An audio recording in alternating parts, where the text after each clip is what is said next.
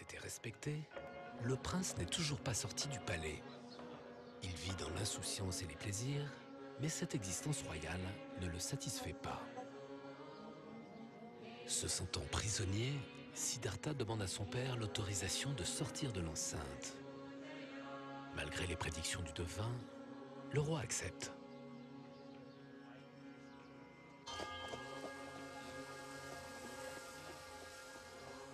Un jour, accompagné de son fidèle cocher, il sort du palais pour la première fois.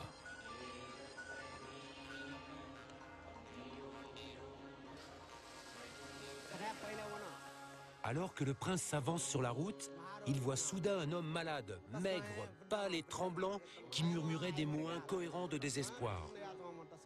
Le prince vit que cet homme était entre la vie et la mort.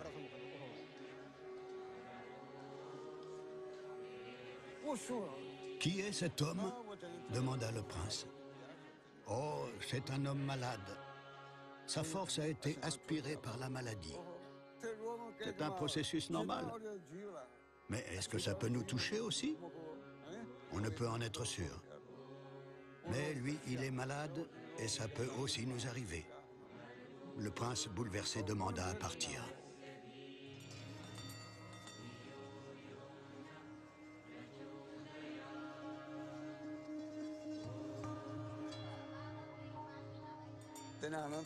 À la suite de cela, Siddhartha rencontra un vieil homme.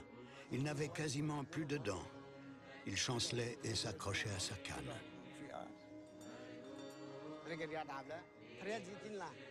Est-ce notre sort commun à tous ou bien cela n'arrive-t-il qu'à lui? À nous tous, mon prince.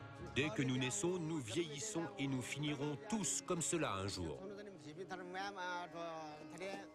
En entendant ces mots, le prince se dit « Ce monde est éphémère » et ils poursuivirent leur chemin.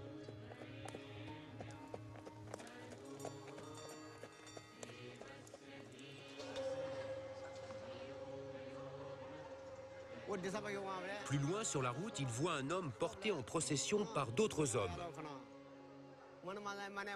Siddhartha regarde de plus près, l'homme recouvert de fleurs jaunes est suivi par des gens qui pleurent. Mais que lui est-il arrivé? Pourquoi l'emmène-t-il comme cela? Demande le prince. Cet homme est mort, il a perdu les sens et les qualités de la vie. Maintenant, il l'emmène pour les funérailles.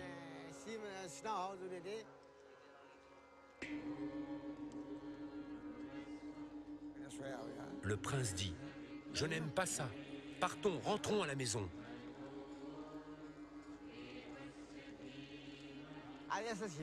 La mort est-elle réservée à ce seul homme ou sommes-nous tous sujets à cette fatalité? Demanda le prince.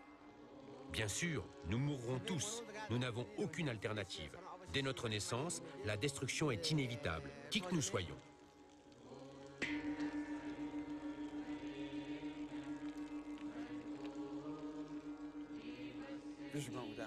Alors il vit un ascète. Quand le prince vit ce moine qui portait une robe jaune, un bol de mendiant dans ses mains, soudain tout prit un sens nouveau et il décida d'adopter la même vie.